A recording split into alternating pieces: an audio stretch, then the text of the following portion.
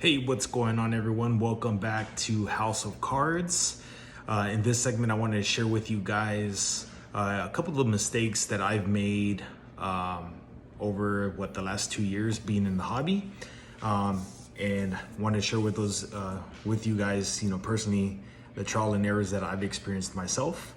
And hopefully this segment here will help you guys out so that you never experience it. And if you have, well, you can at least we at least have the same thing in common that's happened to us. But nonetheless, hopefully this segment will help you guys out and not having to experience these do's and don'ts here. All right, so just a quick segment for you guys that I wanted to cover. But first, I wanted to back up to my last segment that I dropped yesterday, and I wanted to cover the Dallas Cowboys situation. So Cam Newton was released by the Patriots. My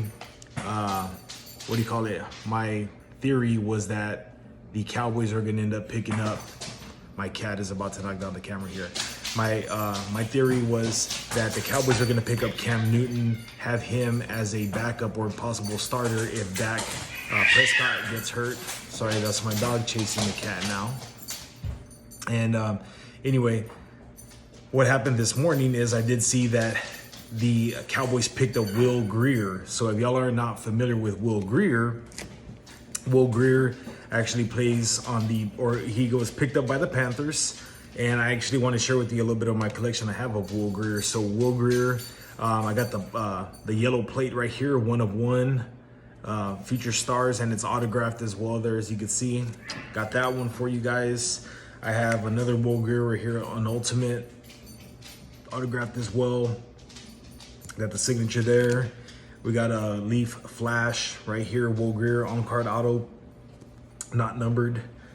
And then I have one more, the Valiant Leaf edition right here, Will Grier on card auto. And then there's my son in the bottom corner.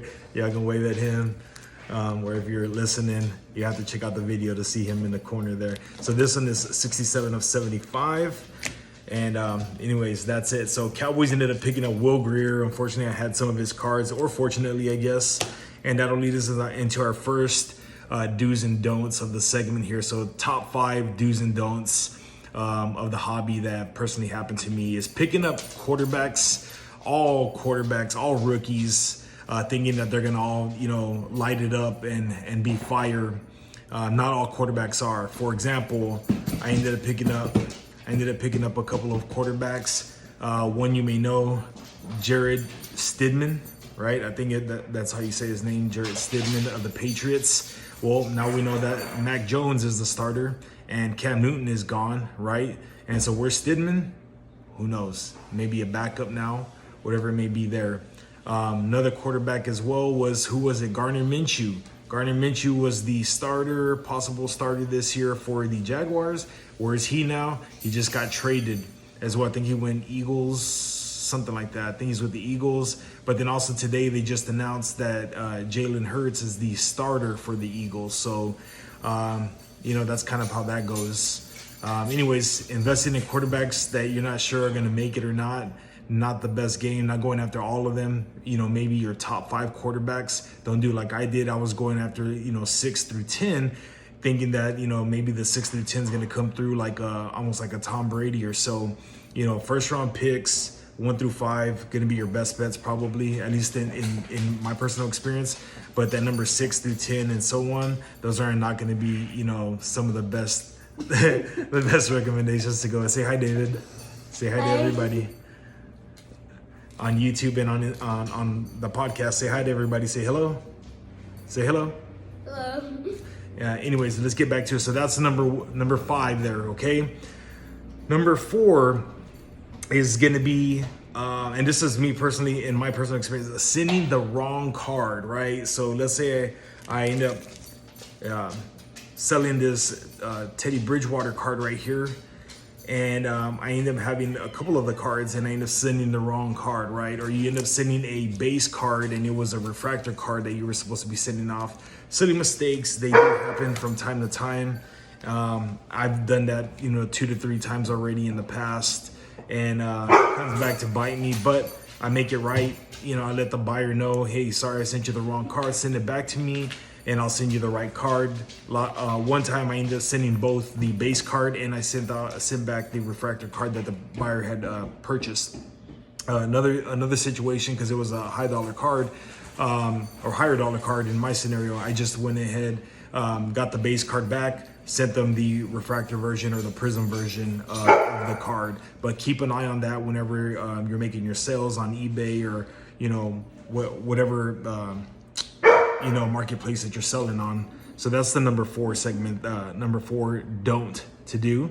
The next one is going to be making sure that you have a tracking provided to the buyer. One, it increases the confidence from your buyers. Number 2, it gives them a better experience. And then number 3, that tracking you can see as it's getting to the buyer, and you can follow up with them once they receive it, so they can give you a positive review there. Steven, stop. That's our standard poodle over there, barking it up at the cats. But yeah, that tracking number definitely helps out. A lot of times your buyers are buying product as well to either flip or for a collection or whatnot. And so it's very important that they receive it in a timely manner. And then also number 2, it makes you look professional as well. At first I was messing up, and you may learn this, maybe you haven't learned this yet, but when you're printing out your shipping label from eBay, you had to make sure you print it out from, I think, PDF.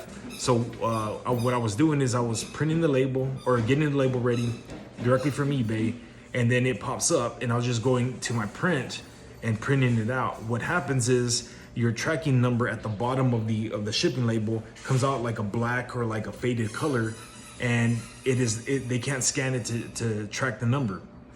So then you're never gonna see anything but the shipping label was printed for you, and that's it.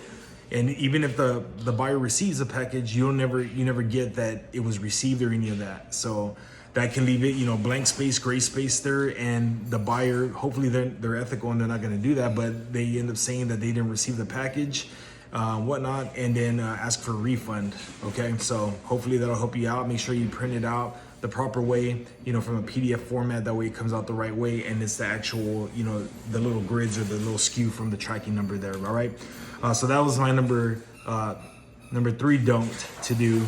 What was that number 4? Let's see, 1, 2, 3. That was 3 counting down do's and don'ts.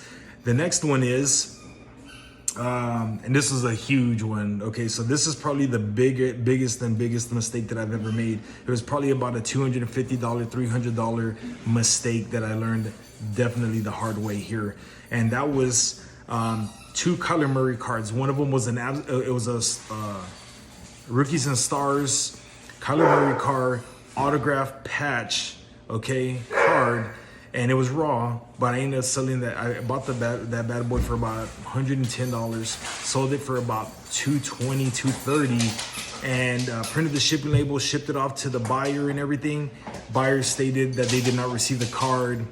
eBay issued a refund 100% to the buyer, and I lost out on all that money, and I never got the card back. So I lost out double, because not only did I lose out on the card, I lost out on the profit that I made on the flipping of the card. And that was one of the cards. The second card, it was a Kyler Murray Obsidian rookie card, auto as well, auto patch card. And that one was serial numbered. That one also shipped it out, completely different buyer, not even the same person, shipped it out. They said they never received it. It was a little over a week. I told them, hey, give it a little bit of time. The tracking number was grayed out, like I had mentioned before, and they never received it. And they asked eBay to issue them a refund. They got issued the refund, and that one went somewhere in the $200 to $300 range too. And that was about simultaneously like a week after that the first one incident happened. So I've learned from my mistake now, and now any cards that I sell over that are over like 150 and above, I do signature required, or that it's dropped off at a location like a set location. But the last cars that I've sold that were easily over $200-300, I made those signature required when I sent them out, just because I want to make sure that the buyer is the one receiving it and it's confirmed, so I get confirmation once it's received as well. So just kind of a tidbit for you to learn, so you don't learn from making the mistake like I did, because that one hurt hard.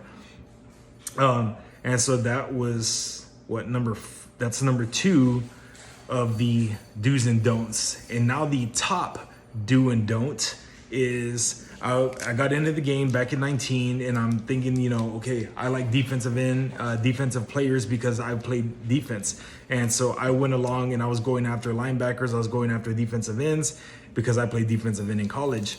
Anyways, I go and I pick up this card right here. Okay. So it's, I don't know if y'all can make that out. It's Joey Bosa and Nick Bosa, college ties right here, Prism draft picks, autographed by both of them, dual auto, and this one's numbered to 10, I believe. Anyways, I get into an auction, and if you don't know auctions on eBay, it goes for 7 days, whatever the time frame, and you bid. Well, I bid, and the bidding kept going up and up, as you know, if you follow eBay. And so it's starting to get close to the end. I keep bidding, and I'm like, I definitely want this card. I'm thinking they're gonna be hot. They're gonna be the best guys out there since sliced bread. End up winning the card at $199. Dang. I get this card right here, and look up this card right here. Right now, there's one on eBay, and it's graded a 9.5, and it has not sold, and they're trying to sell it for like $2,000. So just in case you didn't know, so Joey Bosa plays for the Chargers. He's doing decent. And Nick Bosa is injured. So that can kind of tell you where this card's going. The last time I had seen this for sale on eBay was last year. And I know Nick Bosa was going back and forth with injuries in and out of the season. He plays on the 49ers. This is kind of my first card. That's your first card? Yeah. Well, and so anyways, I was looking at this card online, and it was going on eBay for about $20 to $30 the last time. So don't make that mistake like I did back in 19. Make sure you're picking up the right cards, and not necessarily saying that it's the wrong card, but making sure that you're picking up cards that you like. And I thought I was gonna be able to take this, flip it for from $200 to $500 to $1,000. That's not or $600. That's not always the case with every single card. So I recommend to start low. Start with your $1 to $10 kind of cards and work your way up if you're new in the game and learning it. And another thing that best practice, I was just going to give you a little extra tidbit for staying on so long with me here. We're already 12 and a half minutes in. Is that you also want to make when you're buying rookie cards, people are definitely looking for the new hot rookies in their professional jerseys now, whether it's NBA or NFL or in MLB. The sought after cards are the rookie cards, but in their pro jerseys now, more so in their pro jerseys than in their college jerseys. So just a little extra tidbit for you when you're looking for them. Definitely want to get on card autos. Like this one here is this is a sticker auto right here. I don't know if you can, let me see if y'all can make that out, but these are actual stickers that the autograph is on, and then they just stick them onto a card, any card. They could put it on any card. And these are also a little bit less sought after than actual on-card autos, okay? So want to share that with you guys, and appreciate y'all for joining with me and sticking with me here in the segment, but sharing with you my top 5 do's and don'ts of the hobby game sports cards, all right? So hopefully this segment helped you guys out. If you have not followed the podcast yet, please make sure you hit the notification. And then also, if you have not followed the YouTube channel, go and find us on YouTube as well. YouTube and on the podcast, all you have to do is search is House of Cards. That's HAUSOFCARDS. And it's House, then of, then Cards. All right. But anyways, hopefully that segment helps you guys out. Please share it and leave me a comment. Let me know what you guys thought about the segment. Have a great one. Talk to y'all soon.